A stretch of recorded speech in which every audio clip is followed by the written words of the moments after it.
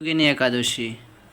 ব্রহ্মবৈত পুরাণে আষাঢ় মাসের কৃষ্ণপক্ষ একাদশী ব্রত মাহাত্ম্য যুধিষ্ঠির শ্রীকৃষ্ণের সংবাদরূপে বর্ণিত আছে।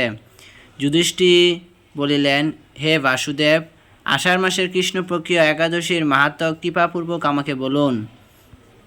শ্রীকৃষ্ণ বললেন, হে মহারাজ, সকল পাপ বিনাশিনী ও মুক্তিপাদ এই উত্তম ব্রতের কথা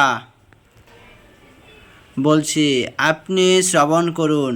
আষাঢ় মাসের কৃষ্ণপক্ষীয় একাদশী যোগিনী নামে খ্যাত। মহাপাপ নাশকারী এই তিথি ভবসাগরের পতিত মানুষের উদ্ধারের লাভের একমাত্র নৌকাস্বরূপ।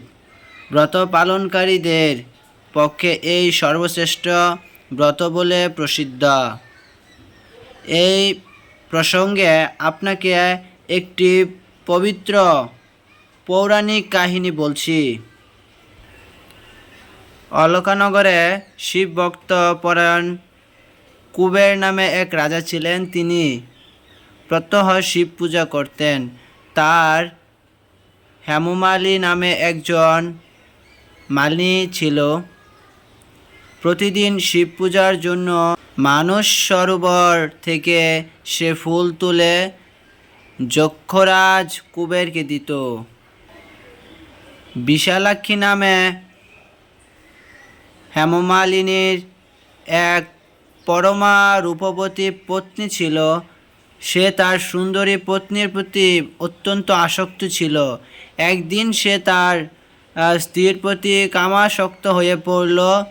রাজভবনে যাওয়ার কথাও ভুলে গেল। বেলা 2 প্রহর অতীত হলো। অর্চনের সময় চলে যাচ্ছে দেখে রাজা ক্রুদ্ধ হলেন।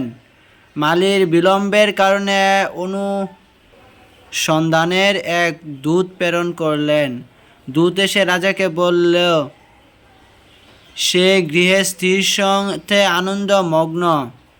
দূতের কথা শুনে কুবের অত্যন্ত রেগে তখনই মালিকে তার সামনে হাজির করতে আদেশ দিল।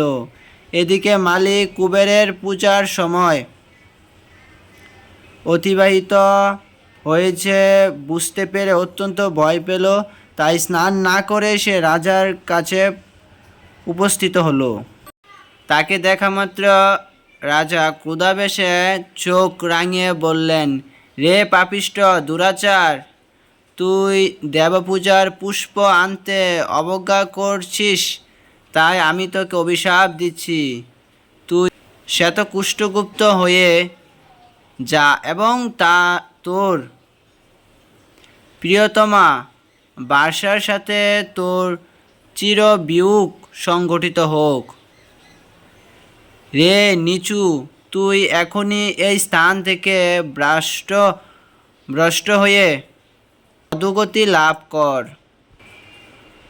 কুবেরের এই অভিশাপে হেমমালী পত্নীর সাথে স্বর্গভ্রষ্ট হয়ে দীর্ঘকাল যাবৎ কুষ্ঠরোগ ভোগ করতে লাগল। রোগের যন্ত্রণায় দিন অথবা রাত্রে কখনোই সে সুখ পেত না। এভাবে শীত গ্রীষ্ম প্রচণ্ড বেদনায় বহু কষ্ট সে জীবনযাপন করতে লাগল।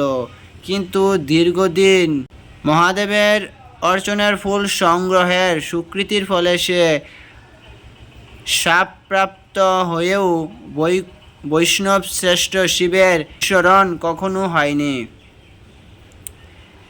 একদিন হেমমালী ভ্রমণ করতে করতে হিমালয়ের শ্রী মার্কণ্ডেয় ঋষির আশ্রমে উপস্থিত হল। কুষ্ঠরোগ পীড়িত সপত্নী হেমাবলীকে দর্শন করে শ্রী মার্কণ্ডেয় জিজ্ঞাসা করলেন, তুমি কার অভিশাপে এরকম নিন্দনীয় কষ্টরোগগ্রস্ত হয়েছ? সে উত্তর দিল, হে মণিবর, রাজা ধনকুবেরের আমি ভীত ছিলাম। আমার নাম হেমাবলী। আমি প্রত্যহ মানস সরোবর থেকে ফুল তুলে শিব পূজার জন্য রাজাকে দিতাম, কিন্তু দুর্ভাগ্যক্রমে একদিন স্ত্রীর মনোরঞ্জন হেতু কামাসক্ত হওয়ার সেই ফুল দিতে বিস্মিত হয়। রাজার অভিশাপে এইরকম দুর্দশাগ্রস্ত হয়েছি। পরোপকারই সাধুগণের স্বাভাবিক কর্ম। হে সাধুশ্রেষ্ঠ, আমি অত্যন্ত অপরাধী, কৃপা করে আমার প্রতি প্রসন্ন হন। এখন দয়ার্দ্র চিত্তে মার্কেন্ডেয় মুনি বললেন, হে মালি, তোমার মঙ্গলের জন্য শুভফল প্রদানকারী এক ব্রতের উপদেশ করছি। তুমি আষাঢ় মাসের কৃষ্ণপক্ষীয় যোগিনী নামক একাদশী ব্রত পালন করো। এই ব্রতের পূর্ণ প্রভাবে তুমি অবশ্যই কুষ্ঠব্যাধি থেকে মুক্ত হবে। শ্রীকৃষ্ণ বলিলেন। ঋষির উপদেশ শ্রবণ করে হেমাবলী তাকে প্রণাম জানালো।